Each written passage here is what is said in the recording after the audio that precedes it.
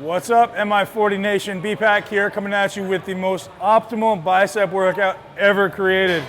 Sounds like a bold claim coming from a guy who's got small arms, but try it. I guarantee you, as far as science goes, this is the best workout you could ever do.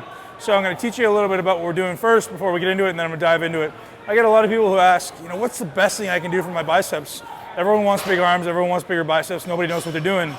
I've tried some bicep videos before. I've actually done some where I was actually training, but I want you guys to understand the logic behind it. So as you know with everything, we have a strength curve, we have a shortened part of the strength curve, we have a mid-range and a lengthened part of the strength curve. It's always the way every muscle functions.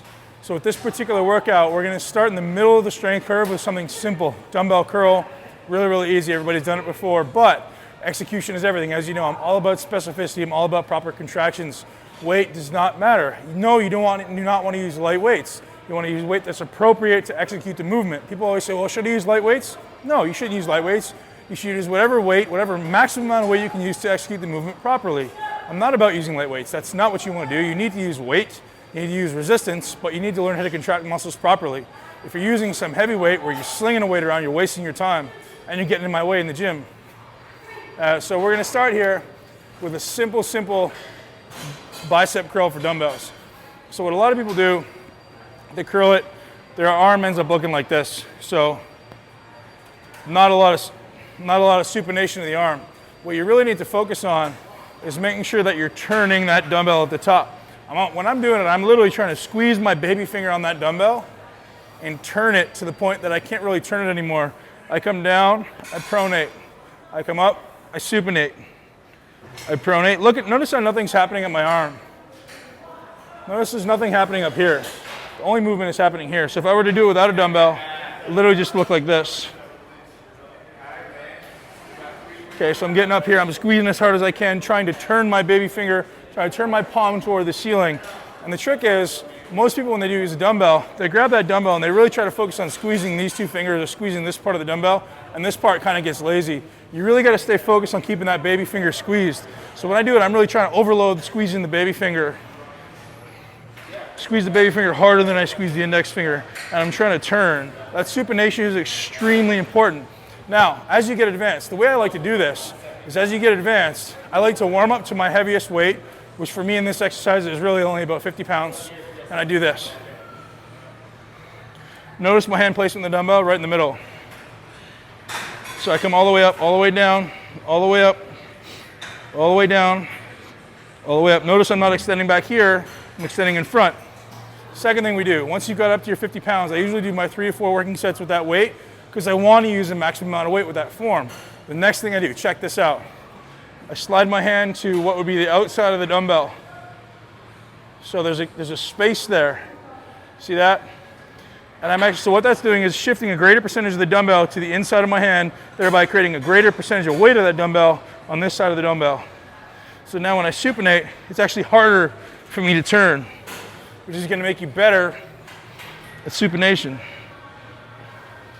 So I'm still squeezing that baby finger, extend all the way in front of me, squeeze. So then I'm going to continue doing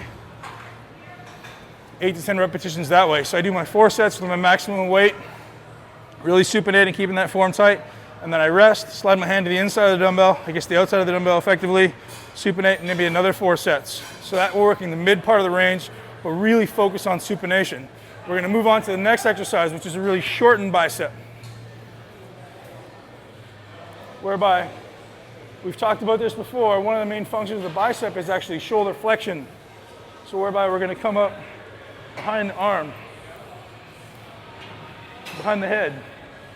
Again, still emphasizing squeezing the baby finger. So the next question that a lot of people are going to ask is, where should this cable be? Well, here's your answer. Look at the cable. If it's straight, my arm is in a straight line with that cable, there's no tension here. If I go down, there's tension here. If I go up, there's tension here. So the answer is, no matter where that cable happens to be, it could be down here. My intent is to do this. So that cable is always putting emphasis and tension on this muscle.